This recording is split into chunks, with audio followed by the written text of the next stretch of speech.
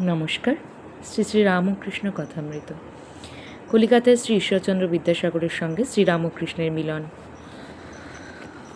চতুর্থ পরিচ্ছেদ। শ্রীরামকৃষ্ণ। ঋষিদের ব্রহ্মজ্ঞান হয়েছিল। বিষয় বুদ্ধির লেশমাত্র থাকলেই ব্রহ্মজ্ঞান হয় না। ঋষিরা কত খাটত।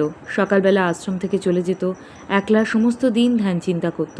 রাত্রে আশ্রমে ফিরে এসে কিছু ফলমূল খেত। দেখা শোনা ছোঁয়া এসবের বিষয় থেকে মনকে আলাদা রাখত, তবে ব্রহ্মকে বোধে বোধে করত। কলিতে অন্নগত প্রাণ, দেহবুদ্ধি যায় না। এই অবস্থায় সোহং বলা ভালো নয়। সবই করা হচ্ছে, আবার আমিই ব্রহ্ম বলা ঠিক নয়। যারা বিষয় ত্যাগ করতে পারে না, যাদের আমি কোনো মতে যাচ্ছে না, তাদের আমি দাস, আমি ভক্ত, এই অভিমান ভালো। ভক্তিপথে থাকলেও তাকে পাওয়া যায়। জ্ঞানী নেতি নেতি করে বিষয় বুদ্ধি ত্যাগ করে, তবে ব্রহ্মকে জানতে পারে। যেমন সিঁড়ি ধাপ ছাড়িয়ে ছাড়িয়ে ছাদে পৌঁছানো যায়, কিন্তু বিজ্ঞানী যিনি বিশেষ রূপে তার সঙ্গে আলাপ করেন, তিনি আরও কিছু দর্শন করেন। তিনি দেখেন ছাদ যে জিনিসে তৈরি, সেই ইট চুন সুরকিতেই সিঁড়িও তৈরি। নেতি নেতি করে যাকে ব্রহ্ম বলে বোধ হয়েছে, তিনিই জীবজগৎ হয়েছেন। বিজ্ঞানী দেখে যিনি নির্গুণ, তিনিই সগুণ। ছাদে অনেকক্ষণ লোক থাকতে পারে না, আবার নেমে আসে। যারা সমাধিস্থ হয়ে ব্রহ্ম দর্শন করেছেন, তারাও নেমে এসে দেখেন যে জীবজগৎ তিনিই হয়েছেন। সারেগামা বাধা নিতে অনেকক্ষণ থাকা যায় না। আমি যায় না, তখন দেখে তিনিই আমি, তিনিই জীবজগৎ সব। এরই নাম বিজ্ঞান।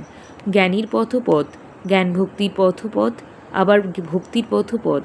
জ্ঞান যোগও সত্য, ভক্তিপথ সত্য, সব পথ দিয়ে তার কাছে যাওয়া যায়। তিনি যতক্ষণ আমি রেখে দেন, ততক্ষণ ভক্তিপথই সোজা।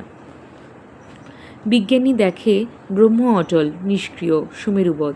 এই জগৎ সংসার তার সত্য রজ তম 3 গুণে হয়েছে। তিনি নির্লিপ্ত। বিজ্ঞানী দেখে যিনিই ব্রহ্ম, তিনিই ভগবান।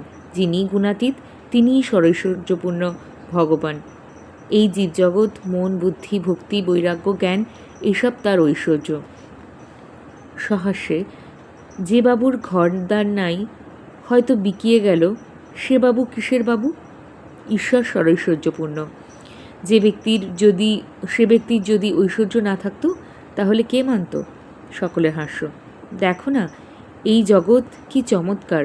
কত রকম জিনিস, চন্দ্র, সূর্য, নক্ষত্র, কত রকম জীব, বড় ছোট, ভালো মন্দ, কারু বেশি শক্তি, কারু কম শক্তি। বিদ্যাসাগর। তিনি কি কারুকে বেশি শক্তি, কারুকে কম শক্তি দিয়েছেন? শ্রীরামকৃষ্ণ। তিনি বিভুরূপে সব ভূতে আছেন, পিঁপড়েতে পর্যন্ত, কিন্তু শক্তি বিশেষ। তা না হলে একজন লোকে 10 জনকে হারিয়ে দেয়, আবার কেউ একজনের কাছ থেকে পালায়। আর তা না হলে তোমাকেই বা সবাই মানে কেন? তোমার কি শিং বেরিয়েছে দুটো? তোমার দয়া, তোমার বিদ্যা আছে, অন্যের চেয়ে, তাই তোমাকে লোকে মানে, দেখতে আসে। তুমি এ কথা মানো তো? শ্রীরামকৃষ্ণ। শুধু পাণ্ডিত্যে কিছু নাই, তাকে পাবার উপায়, তাকে জানবার জন্যই বই পড়া। একটি সাধুর পুঁথিতে কি আছে একজন জিজ্ঞাসা করলে। সাধু খুলে দেখালে, পাতায় পাতায় ওম রাম লেখা আছে, আর কিছুই লেখা নেই।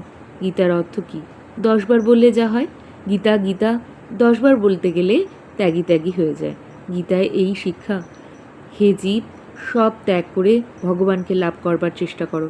সাধুই হোক, সংসারই হোক, মন থেকে সব আসক্তি ত্যাগ করতে হয়।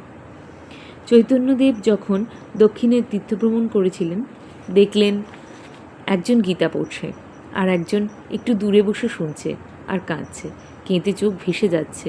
চৈতন্যদেব জিজ্ঞাসা করলেন, তুমি এসব বুঝতে পারছো? সে বললে, ঠাকুর, আমি শ্লোকে এসব কিছুই বুঝতে পারছি না। তিনি জিজ্ঞাসা করলেন, তবে কেন কাঁদছো?